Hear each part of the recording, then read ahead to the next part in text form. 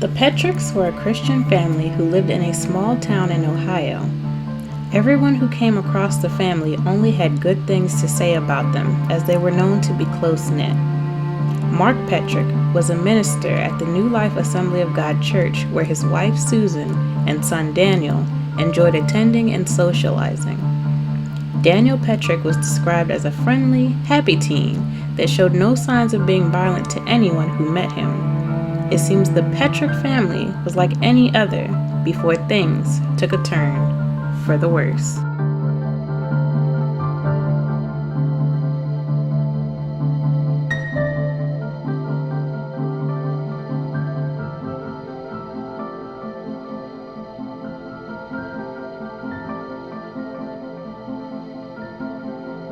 One night in September, Daniel decided to sneak out of the house using his bedroom window.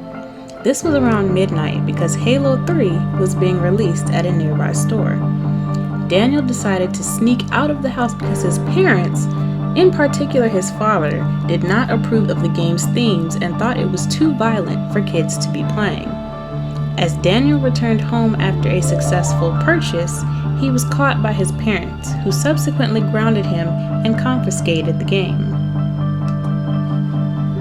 After confiscating the game, Mark Petric took it and locked it away near his gun inside their home. Now, before we get more into detail about what happened, I feel it's important to explain the game for those of you who have never played it or maybe even never heard about it, if that's even possible. Halo 3 is a first-person shooter game that was released on the Xbox back in 2007. In the game, where you play as Master Chief, you fight aliens with advanced weapons far off into the future. The first two games in the installment follow humanity's war with these aliens as you control Master Chief by walking around, riding vehicles, and shooting your enemies. Just to sum it up in not so many words. The game was an instant success among gamers, as were its predecessors. Fun fact time! How much do you think the game made in its first day of sales after being released?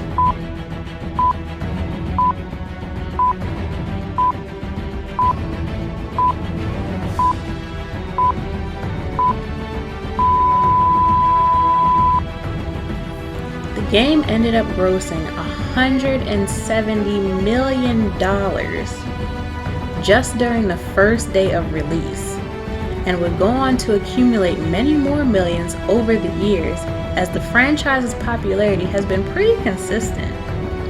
Now that you know a little bit more about the game, let's get back to this case. Not long after Mark and Susan Petric grounded their son and relieved him of his copy of Halo 3, the couple were sitting in their home when Daniel came up behind them and requested that they close their eyes, telling them, quote, "Would you guys close your eyes? I have a surprise for you." Thinking their son was about to present them with something promising, Mark and Susan complied and readied themselves for the surprise. Little did they know, Daniel had managed to unlock not only his game, but the gun that was stored nearby.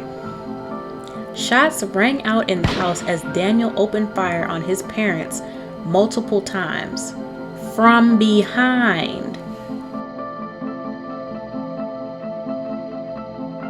With a strong pain in his head and a broken jaw from his descent to the floor, Mark Petric looked over at his wife Susan, only to find her dead where she sat, as Daniel had shot her several times in both the head, arms, and chest. As the father realized what was happening, he recalled Daniel telling him, "Hey Dad, here's your gun, take it," before trying to place the gun in his hands. As his parents lay dying in their Ohio home, Daniel answered the door to find his sister and her husband had showed up at the house to watch a baseball game with the rest of the family.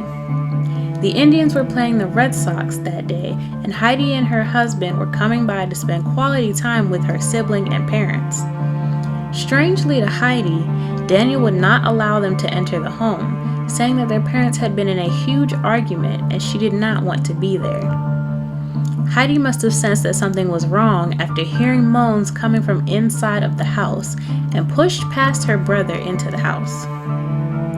What the pair would discover shocked them both deeply as they found Susan dead and Mark just barely alive. Heidi called 911 while her brother exclaimed that it had been their father that had caused the scene. Mark Petric was able to speak enough to tell the pair that it was in fact Daniel who had shot them both, and Heidi noticed that the teen was reaching for the gun that he had laid down. Without putting up a fight, Heidi's husband was able to get the gun away from Daniel, and he decided to flee the home, taking his copy of Halo 3 with him into the family van.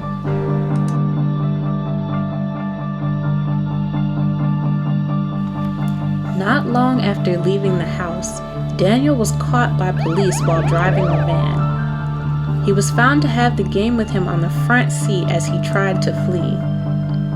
Daniel was trying to make his way to a friend's house before he was caught, and I should point out that he told the friend what he had done, and the friend, like most teenagers in this situation, thought he was lying and asked Daniel to come over to his house.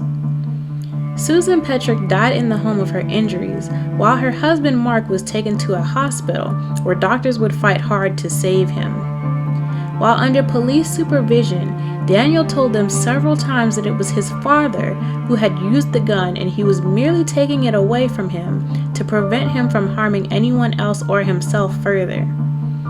He said his parents had gotten into an argument when he asked to go to the movies with friends and that he was only keeping his sister out of the house to spare her from seeing what had happened. Daniel also told police that his father turned the gun on him before deciding to shoot himself instead. The police, however, did not buy Daniel's story and told the teen that his father had already spoken to them about what really happened. Daniel was recalled to have asked police officers about their schedules, his sentencing, and other topics that had little to do with the matter at hand. Eventually, he would tell the police that he wasn't sure how many times he had shot his parents or where in the house they had all been at the time, saying that he blacked out and had no idea what he was doing. Do you swear that the testimony you're about to give is the truth, the whole truth, and nothing but the truth, so help you God?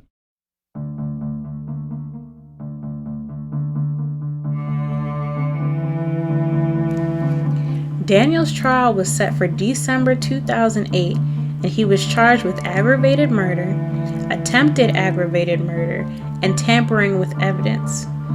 There would be no jury for Daniel's trial to see the teen crying from time to time, as the details of the case were laid out for the court. After relaying what happened to the police, Daniel's father would go into a 2-week coma and miss the funeral of his wife. Daniel requested to attend the funeral, but the judge denied, and instead allowed him to attend a viewing as long as he was supervised by sheriff's deputies and a court employee with no family members present. The judge cited the teen's mental health as his concern in allowing the boy to say goodbye to his mother, stating that Daniel would have to live with what he did for the rest of his life. And even though he had a duty to the public, he also had a duty to make sure Daniel was not negatively affected psychologically by not taking part. This made the prosecutor's office upset, citing that Mark Petric was not able to attend the funeral because of Daniel and should not be allowed even the 30-minute viewing he was given.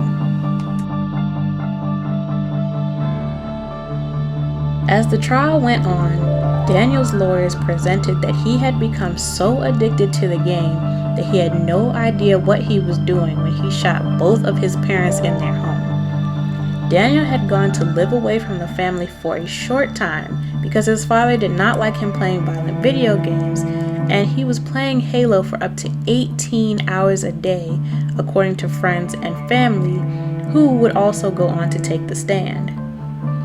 Police, upon catching up to Daniel the day he fled the home, said that Daniel was telling them vehemently that his father had shot his mother and asked them several times if his father had died, saying, "Lord, please don't let my dad die."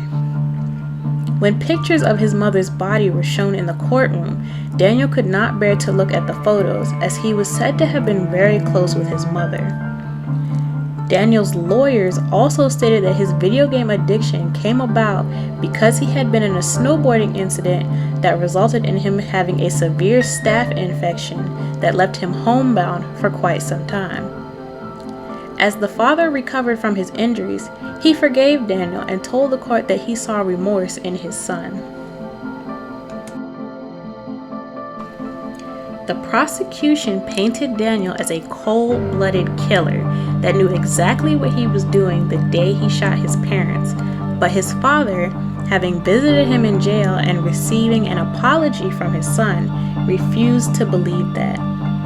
Instead of blaming his son for the shooting, Mark Petric blamed violent video games for the rift in his family. Even though he did not want his son playing these games, he still managed to get a hold of them while at friends' houses. Daniel pleaded guilty by reason of insanity in December of 2008. The judge's verdict in this case took into consideration the fact that Daniel was still a minor at the time.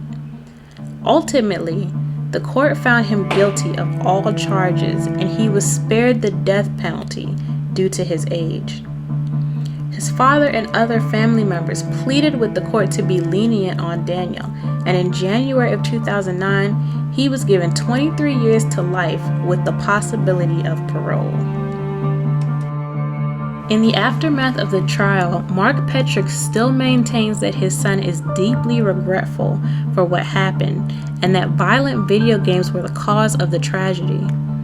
He, along with others, advocate for their removal while praying for his son to be released. In current years, a Florida-based attorney by the name of Jack Thompson, who also advocates against violent video games, stated that Daniel was being trained by the games to be a sharpshooter and that his video game addiction made him delusional.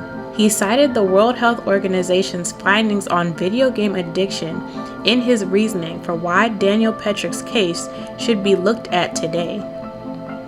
Even the judge speculated that Halo played a role in Daniel's decisions to kill his parents, although he did not say it was the only reason he decided this.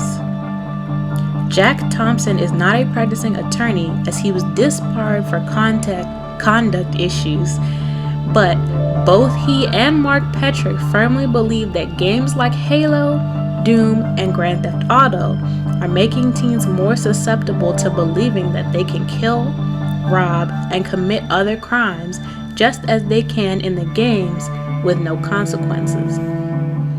Daniel will not be eligible for parole until 2030. Thank you guys for watching this video. Let me know in the comments if you want to hear my opinion on this case, and put your comments for your opinions also, because I want to see kind of what other people think. Don't forget to subscribe to my channel. Leave me a like on this video if you want to see more. I post videos weekly, so you don't want to miss out. I will see you guys later, and thanks once again for watching.